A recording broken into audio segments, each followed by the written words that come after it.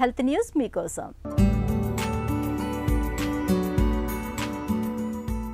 పాతికేళ్లకి ఇవాళ చాలా మంది అబ్బాయిలకు జుట్టు పల్చబడిపోతోంది.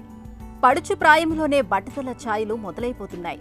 జుట్టు రాలిపోవటానికి కాలుష్యాన్ని, పోషకాహార లోపాన్ని కారణంగా భావిస్తూ ఉంటారు చాలామంది.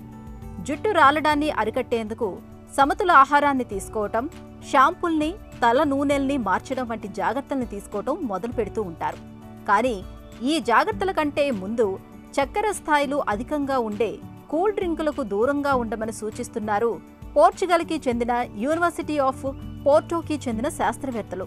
తినే ఆహారముతో జుట్టు ఒత్తుగా, బలంగా మారుతుందన్నది అందరికీ తెలిసిన విషయమే. మరి మనం తినే ఆహారములో ఏదైనా జుట్టు రాలడానికి కారణమవుతుందా అనే దిశగా పోర్చుగల్ శాస్త్రవేత్తలు పరిశోధించినప్పుడు చక్కెరలు ఎక్కువగా ఉండే కూల్ డ్రింకులు ఈ వరుసలో ముందున్నాయని తేలింది. వారంలో 11 కూల్ డ్రింక్ బాటిల్స్ లేదా 3500 మిల్లీలీటర్లకు మించి శీతల పానీయాలను తాగే వారిలో జుట్టు ఎక్కువగా రాలడాన్ని పరిశోధకులు గమనించారు.